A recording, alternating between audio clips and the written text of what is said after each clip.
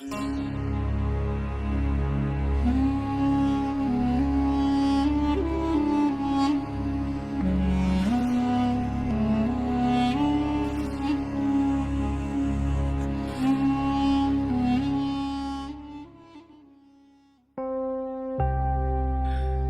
আকাশ, ঢাকায় থাকি। খুবই সাধারণ একটা কাজ করি। কিছুদিন হলো বিয়ে করেছি, প্রায় ৮ মাস হবে। বিয়ের ৮ মাস পর আমাকে বদলি করা হলো কুড়িগ্রামের একটি জায়গায়। দেখতে জায়গাটা খুব সুন্দর হলেও চারপাশ ছিল খুবই চুপচাপ। আমাদের যেই ঘরে থাকতে দেওয়া হয়েছিল তা ছিল জঙ্গলের সাথে, এবং বাড়ির কিছু সামনেই ছিল বড় একটা সুন্দর নদী। আমি আর আমার বউ, এখানে বলে রাখা ভালো আমার বউয়ের নামও নদী, আমরা দুজন রোজ সন্ধ্যায় নদীর ধারে বসে গল্প করতাম। আমি অফিসে থাকলেও ও একাই বাসায় থাকতো। একদিন অফিস থেকে বাসায় ফেরার পথে এক লোক ডাক দিল এবং বলল, ভাই, এলাকায় নতুন এসেছেন? আমি বললাম, জি, কিছুদিন হলো আর কি। লোকটি জিজ্ঞাসা করল, তো কোথায় উঠলেন? ওই যে জঙ্গলের সাথে যেই বাড়িটা আছে সেটা অফিস থেকে দেওয়া হয়েছে থাকার জন্য। আমার কথা শুনে লোকটা একটু বিভ্রান্ত হয়ে বলল, ওই বাড়িটা ভালো না, যত দ্রুত সম্ভব ছেড়ে দিন। লোকটা কথাটা বলেই চলে গেল। ডাকলাম, সাড়া দিল না। প্রথমে ভেবেছিলাম হয়তো বখাটে ছেলেদের কথা বলছে। আমিও বাসায় চলে আসলাম। এসে যা দেখলাম তার জন্য আমি মোটেও প্রস্তুত ছিলাম না। দরজা খোলা ছিল। ঘরের ভিতরে ঢুকে দেখি পুরা অন্ধকার ঘর। আমি একটু ভয় পেয়ে গেলাম। আমি নদীকে ডাকলাম, কিন্তু কোনো সাড়া শব্দ পেলাম না। তারপর আমি খুঁজতে বের হলাম জঙ্গলের দিকে, কিন্তু খুঁজে পেলাম না। অবশেষে নদীর পাড়ে চলে আসলাম। গিয়ে দেখি নদীর ধারে একটা টেবিল খুব সুন্দর করে সাজানো, খাবার, মোমবাতি আর অনেক কিছু। আমি কিছু বুঝে ওঠার আগেই নদী এসে আমাকে পেছন থেকে জড়িয়ে ধরল, বলল, কেমন লাগলো সারপ্রাইজ? আমি হতভম্ব হয়ে বললাম, ভালো। তারপর ও আমার হাত টেনে নিয়ে গেল টেবিলের কাছে, আমাকে বসিয়ে খাবার সার্ভ করলো। কিন্তু আমি মনে মনে ভাবলাম, এমন কোনো জায়গা ছিল না যেখানে আমি খুঁজিনি। তাহলে হঠাৎ পেছন থেকে কিভাবে আসলো? সেদিন আর কিছুই ভাবলাম না, দুজনে খুব মজা করলাম।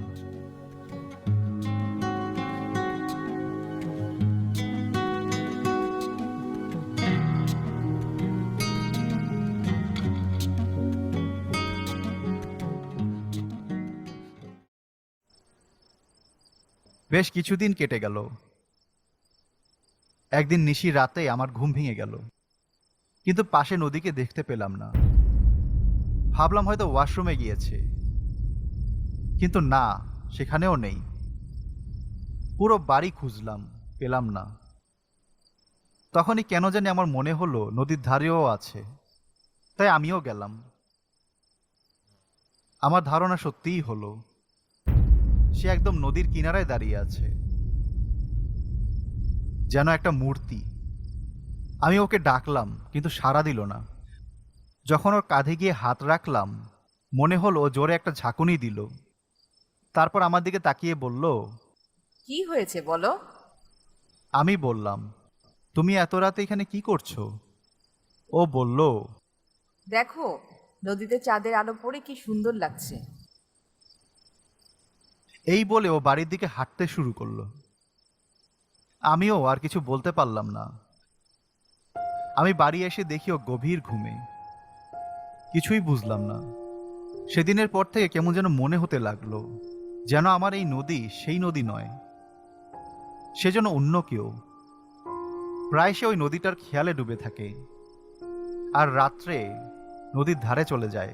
এমন কিছু মনে হচ্ছিল যে সে ওখানে কিছু খুঁজছে। এক রাতে আমি ওর পিছু পিছু গেলাম। দেখলাম সে কিছু একটা খোঁজ করছে। যেই আমি ওর কাছে গিয়ে ওর কাঁধে হাত দিলাম, ও আমার দিকে তাকালো। ওর চোখ হয়েছিল রক্ত লাল, মুখ দেখাচ্ছিল ফ্যাকাশে। আর ঠিক তখনই সে আমাকে বলল, কে রে তুই? ওর গলাটা কেমন অদ্ভুত শোনালো। ওর এই অবস্থা দেখে আমি সেখানেই বেহুশ হয়ে পড়ে যাই। তারপর আমার আর কিছুই মনে নেই।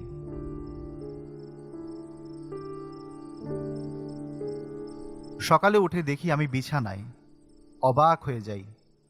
তারপর যখন ওকে জিজ্ঞাসা করি, আমাকে বলে আমি নাকি স্বপ্ন দেখেছি। কিন্তু আমি জানি তা স্বপ্ন ছিল না। অফিসে গিয়ে ও ঠিকমতো কাজ করতে না পেরে কিছুদিনের ছুটি নেই। তারপর বিকালে বাসায় আসি, রীতিমতো খাবার খাই, গল্প করি, তারপর দুজনে শুয়ে পড়ি। সেদিন রাতে আমি ঘুমাইনি, দেখতে চেয়েছিলাম বিষয়টা কি। যখন রাতের নিশি পড়ল আমি একটু নজর সরালাম, তারপরের মুহূর্তেই নদী উদাহ। আমি ভয় পেয়ে গেলাম, কিন্তু সাহস করে আজও খুঁজতে বের হলাম নদীর ধারে।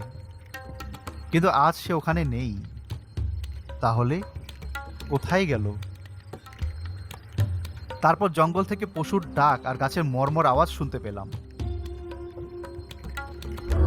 সাথে সাথে ভয়ে আমার পরাণটা ঝুঁকিয়ে গেল। তারপর আমি জঙ্গলের দিকে হাঁটা ধরলাম। যত জঙ্গলের কাছে যাচ্ছি তত বিকট হাসি শুনতে পাচ্ছি, আর এমন আওয়াজ যেন কেউ জঙ্গলে গাছ মুচড়ে ভাঙছে। জঙ্গলের ভিতরে ঢুকতেই কেমন যেন পুরো শরীরে শিহরণ বয়ে গেল। যেই মুহূর্তে আমি নদীকে নাম ধরে ডাক দিলাম, তখন অনেক জোরে একটা বিকট চিৎকার দিয়ে কেউ বলে উঠল, নিশি! বলার পরই পুরো জঙ্গল স্তব্ধ হয়ে গেল। তারপর আমি বুকে ভয় নিয়ে নদীকে খুঁজলাম, কিন্তু তার নাম ধরে ডাকতে পারলাম না ভয়ের জন্য। অনেক খোঁজার পর না পেয়ে বাসায় ফিরলাম কোনো মতে। বাসায় এসে দেখি কারেন্ট নেই, তাই ফোন বের করে ফ্ল্যাশ অন করলাম আর মোমবাতি খুঁজতে লাগলাম। খুঁজতে খুঁজতে যখন খাবার ঘরে গেলাম, হঠাৎ দেখি একটা বিড়াল আমার উপরে এসে পড়ল। লাইট মেরে দেখি বিড়ালটার মাথা উল্টো দিকে মোচড়ানো, একটা পা ছিঁড়া আর পেটেও ক্ষত। ঠিক তখনই শুনতে পেলাম, তুমি ডিনার করবা না জামাই? এটা শোনার পর সামনের দিকে ফ্ল্যাশ মেরে দেখি নদী একটা সেলফের উপরে বসে পা দুলাচ্ছে। মুখ ছিল ফ্যাকাশে সাদা, চুলগুলো এলোমেলো, বাতাসে উঠছিল। চোখ দুটো রক্ত লাল, কোনো মনে ছিল না চোখে। আর বিড়ালের যে পাটা ছিঁড়া ছিল তা ছিল ওর হাতে, খাচ্ছিল সে। ওর মুখে রক্ত লেগেছিল। ও আমাকে দেখে জোরে জোরে উদ্ভটভাবে হাসছিল। তারপর আবার আমার দিকে বিড়ালের পাটা এগিয়ে দিয়ে বলল, জামাই ডিনার করবা না? বলেই একটা লাফ দিয়ে আমার কাছে আসতে নিল এবং আমার মুখের কাছে আসতেই বাতাসে মিলিয়ে গেল। ভয়ে কিছুক্ষণ স্তব্ধ হয়ে দাঁড়িয়েছিলাম। বিশ্বাস করতে পারছিলাম না আমি কি দেখলাম। কল্পনার জগৎ থেকে ফিরে আমি আবার ওকে খুঁজতে লাগলাম। খুঁজতে খুঁজতে আমাদের রুমে গেলাম। জানি না কেন আমার মনে হচ্ছিল নদী রুমেই আছে, কিন্তু কোথায় সে? তখনই আমার কানে ওর ডাক শুনলাম, জামাই, ও জামাই, এদিকে আসো। আমি একটু সামনে গেলাম।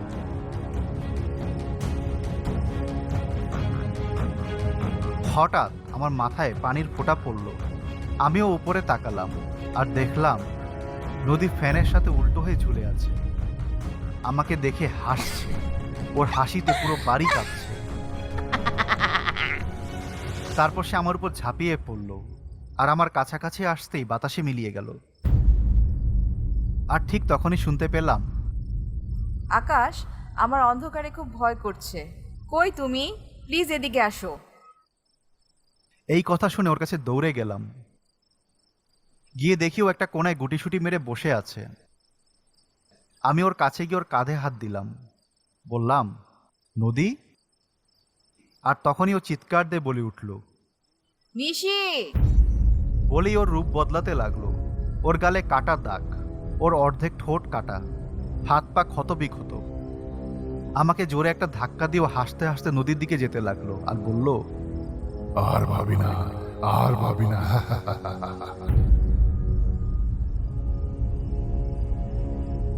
তারপর আমিও ওর পিছনে দৌড়ে গেলাম ওকে থামানোর জন্য। কিন্তু কোনো এক অদৃশ্য শক্তি যেন আমার পা মাটির সাথে আটকে রাখলো এবং আমি দেখলাম নদীর মধ্যখানে একটা ঘূর্ণিপাকের সৃষ্টি হলো এবং নদী সেই পাকের মধ্যে চলে গেল। এটা দেখে আমি জ্ঞান হারালাম।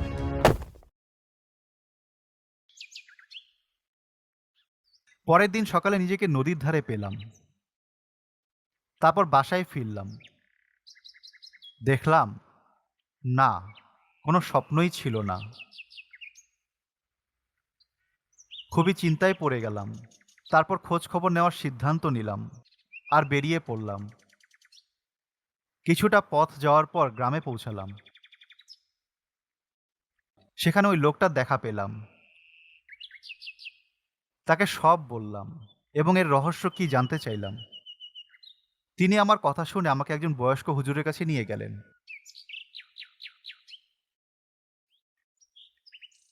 হুজুর আমার কথা শুনে বললেন, আরো 10 বছর আগের ঘটনা এটা।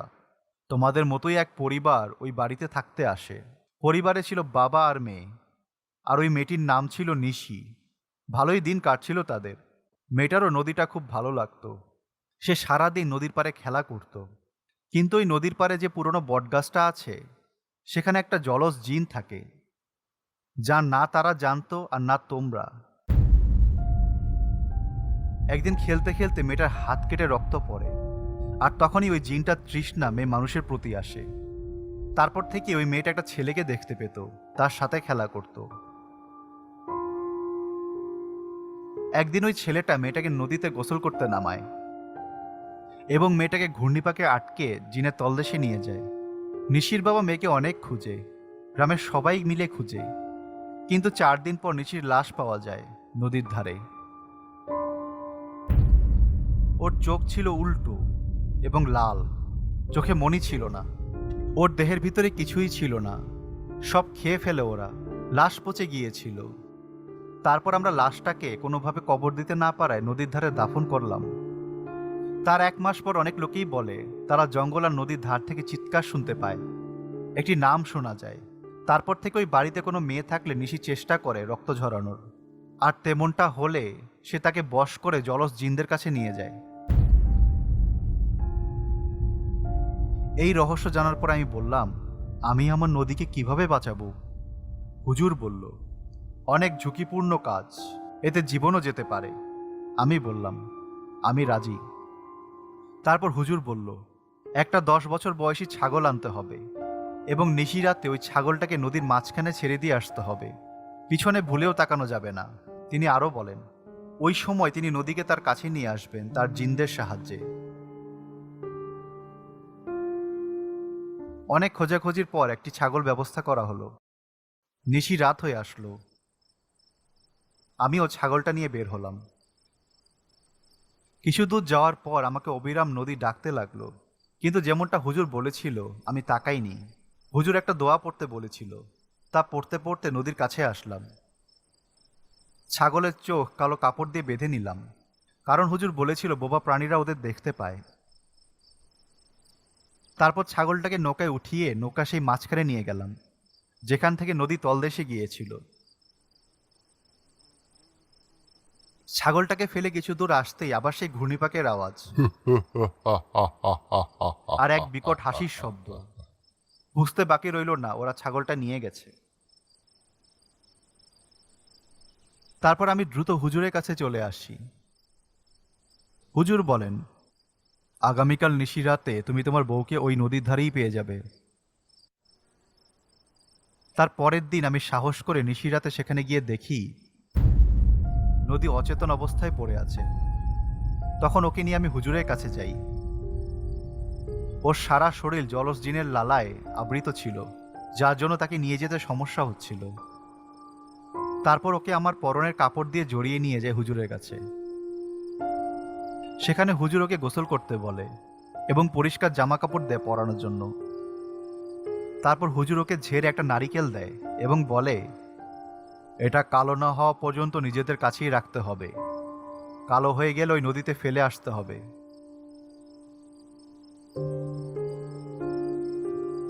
তারপর আমরা ওই বাড়িটা ছেড়ে দেই, অন্য একটা জায়গায় চলে যাই।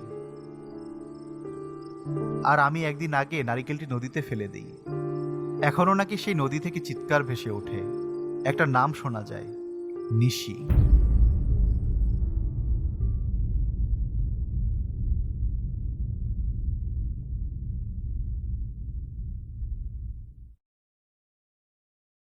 latest story.